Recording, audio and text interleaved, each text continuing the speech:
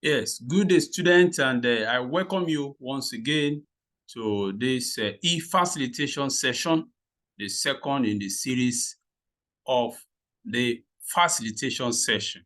Yes, my name is Dr. Abayomi Bankole. Of course, the class you are in is ANP313, Poultry Production. Poultry Production.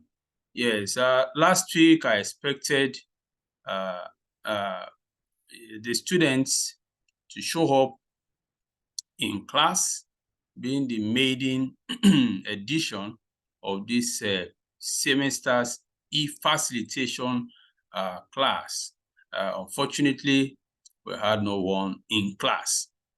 Today, I'm still expecting students to join. Yes, this is supposed to start by 12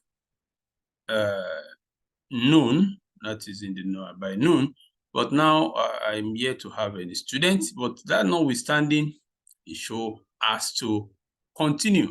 Yes, the show is continuing. I would like to share my screen as we proceed into this class. Just allow me to share my screen so you will know what we'll be discussing today. So here we are. I think my screen is obviously up, and you can have it enlarged. All right, so here we are. Here we are. So we are dealing with poultry production, and we started last week with a topic on the facilities and equipment needed in the poultry house, and we also talk of siting of the poultry house. But today, we are looking at production of eggs and broilers. Production of eggs and broilers. So that is the topic for today. So let's get into it. So by way of introduction, poultry meat and egg for human consumption are the two reasons for raising broilers and pullet chicks.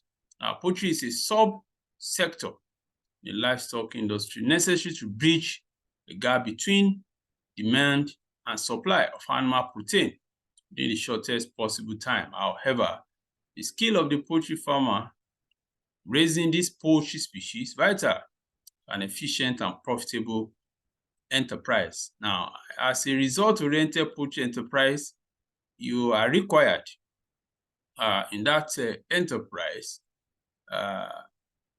to produce good poultry management, which will involve good knowledge of feeding, housing, diseases, record keeping, breeds and breeding, vaccination, the use of medication, and the implication of natural and artificial lights on birds. This shows that it takes a lot of technical know-how in many different fields. Therefore, this topic addresses the production and management issues relating to poultry, meat, and eggs. So we have three major intended learning outcomes. So at the end of this topic, you are expected to identify and explain the steps involved in producing table eggs and meat. Also, you have to explain the risk involved in keeping broiler and pullet chicks if management practices are neglected. And of course, lastly, you have to identify and explain the variables for the evaluation of the performance of broilers and pullets. All right, so we go straight to the management of layers. That's the first aspect today. We are dealing with layers and broilers. So let's start with management of the layers. Now, layers, like chicks and growers, they are taken care of by applying some routine operations daily and by performing some specific operations as the need for them arise. Now, layers are raised in the laying house, which should have been dewormed at least 3 weeks before transfer. Now, before released egg will reach the effective stage and cause reinfection. The birds should also be deloused only a few days to their transfer.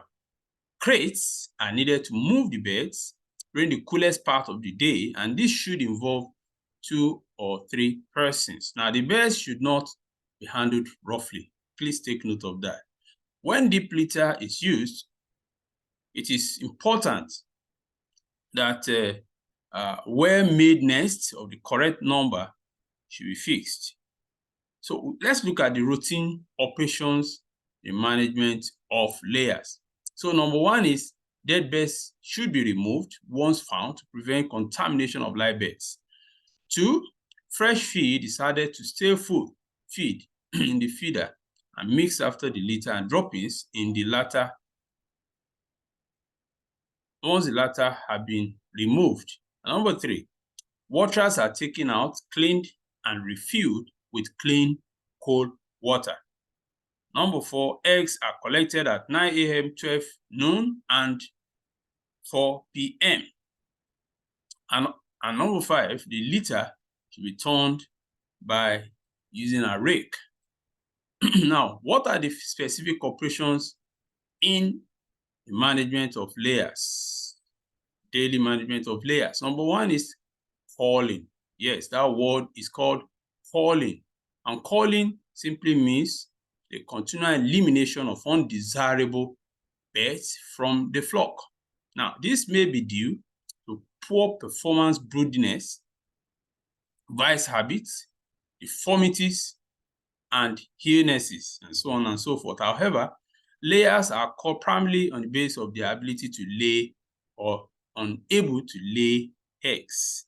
Number 2, controlling of vice habits. Now, any vice habit observed is an indicator of stress factors. So, vice habits may be due to inadequate space heading, to struggle for survival, nutritionally deficient diet, particularly methionine, causing pecking and light, being too bright, which may cause nervousness, resulting in pecking. Number 3 specific operation is controlling of egg defects. Now, egg defects include abnormal egg size, soft-shelled eggs, and a high percentage of eggs with cracks. Egg size tends to increase from point of lay to just before birds stop to lay. However, many egg sizes may be caused by the deficiency of amino acid and essential fatty acid like dietary linoleic acid. Shellless eggs may occur once a while if the eggs spend a shorter time in the uterus, or the situation may be caused by diseases like lorum, Newcastle disease, and bronchitis.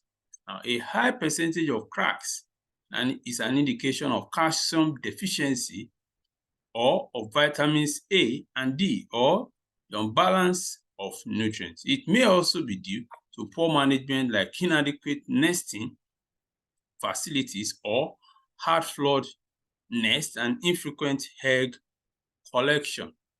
Number 4, specific operation include handling poultry manure. Now, commercialization of poultry production has now made poultry manure to constitute an environmental problem rather than an asset. Because it is moist and because of its content of nutrient and organic matter, the manure is a suitable breeding ground for pestiferous flies like house flies. Now, the manure is often the source of odor caused by the production of fatty acid like butyric, valeric, and caprylic acids. Flies can be controlled by spraying droppings with insecticides and larvicides. Poultry manure can be disposed of by using it for gardening. It can be composted, incinerated, used for gas production, or as feed for livestock. And also, let's look at number 5 specific operation, and that's handling of cage fatigue. Now, some prolific layers at peak of laying may suffer leg weaknesses, which makes them to squat, unable to reach feed, water, and eventually starve to death.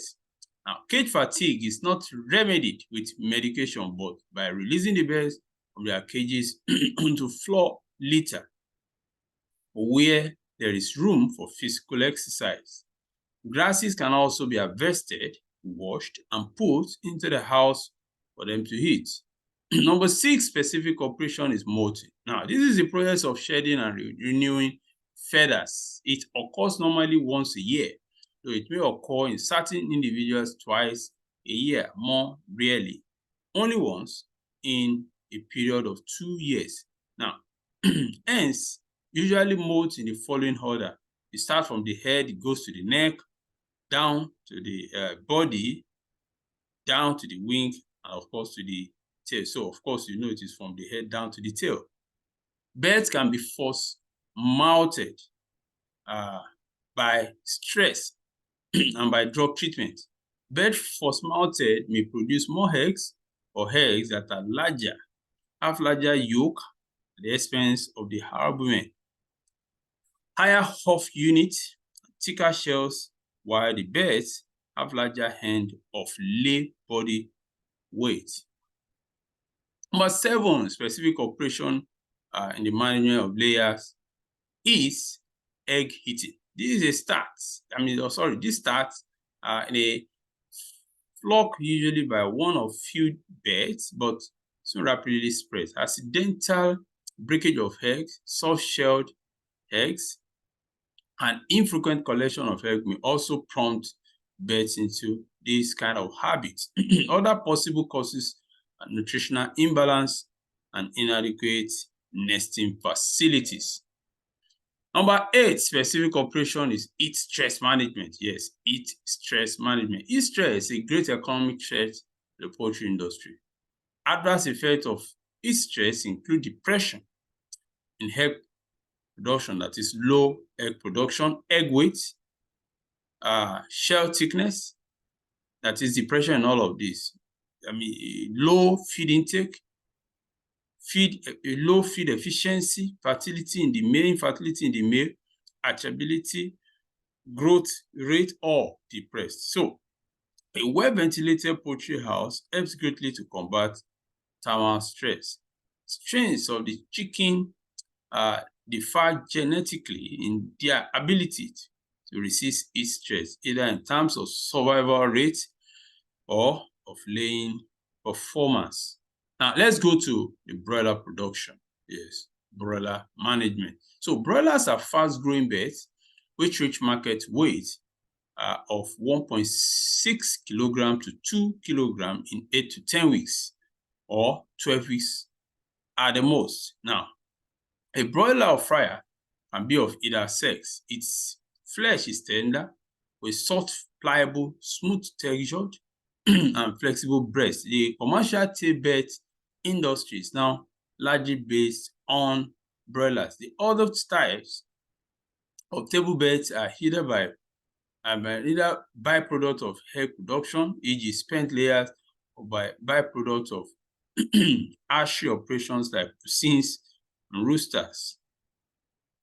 Shall we look at the facts pertinent to an understanding of a broiler performance? So we'll take them one after the other. So first, at any given age, the males are heavier than the females. And of course, weekly increases in body weight are not usually uniform. And weight gains increase until reaching a maximum at about the 8th week or straight run. This happens in both sexes. Now, weekly feed consumption increases as weight increases. Now, the more feed consumed, better the feed conversion at a given age. Now, healthy birds consume more feed and have better feed conversion than the sick birds. The greater the activity of broilers, lower the feed efficiency. Cannibalism also causes lower feed intake, growth, and feed conversion. Changes in temperature will also cause changes in feed consumption. High temperature reduce feed intake, while low temperatures cause them to eat more. At market time, the birds in a flock not be uniform in weight. Mortality rate should not exceed 5%. Yes, let's look at the management practices now of broiler. Now, the essential conditions for broiler rearing are similar to that of the pullets. However, the following should be noted. Number one, we want to note the poultry house temperature. Broiler chicks require a higher starting temperature of about 50 degrees Celsius, which is gradually reduced to environmental temperature.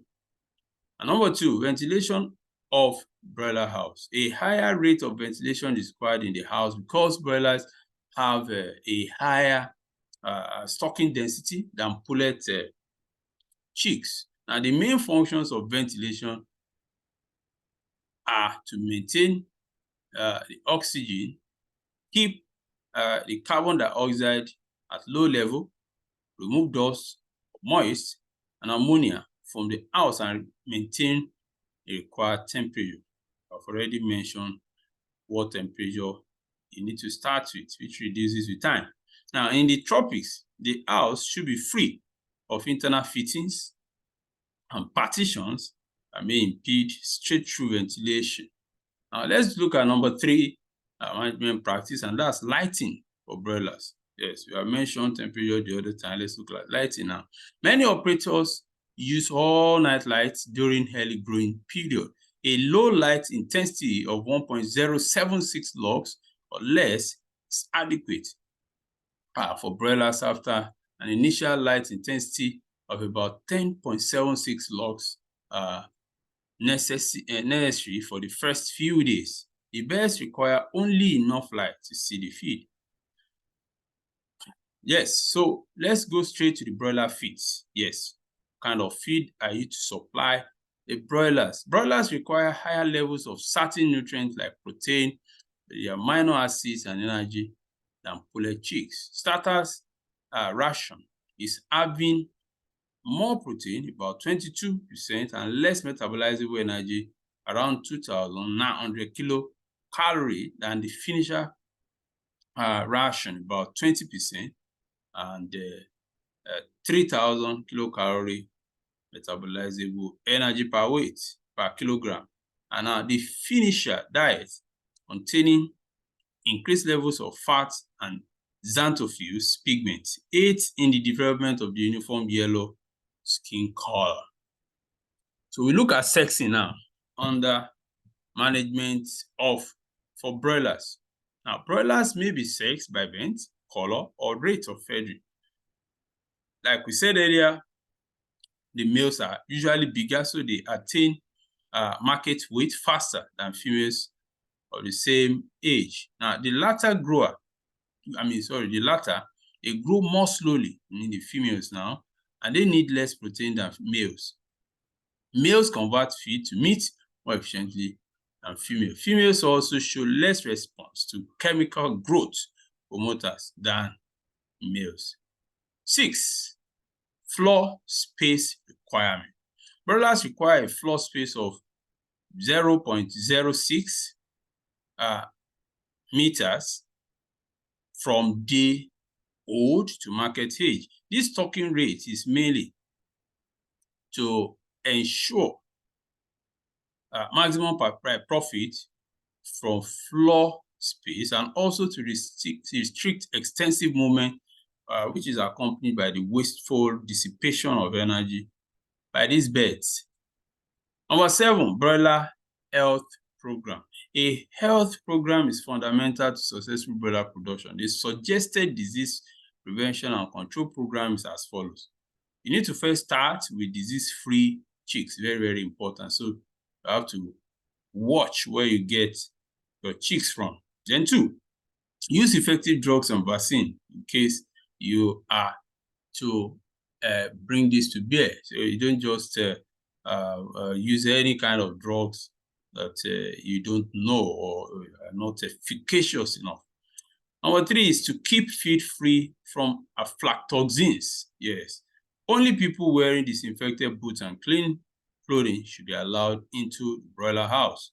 Now, if there's more than one age group on the farm, the younger batch should be attended to first while performing daily routine works. Place ensure that you cover floor with clean litter at least 5 centimeters deeper after each clean out procedure. Yeah, so that makes us come to the end of today's class. But in summary, what have we treated? What have we handled today? So under today's topic, we have been able to highlight, number one, the indices for evaluating the performance of the layer egg production cycle. And two, we also looked at the factors affecting the performance of the layer beds. And also, we look at management of layers and broilers and the required routine and specific operations. Finally, we set our eyes on the facts pertinent to an understanding of the broiler performance. So here we come to the end of today's class. Yes, and like I said, yes, I'm the only one in the class yet to find anyone yet to attend this class. But that notwithstanding, this class is recorded, so you will find it sometimes later on the virtual learning environment, VLE, and there you can have access and listen to it again. So if you have any question yet, you can send me an email. I'll gladly answer you. So we'll meet in the next class. Bye-bye.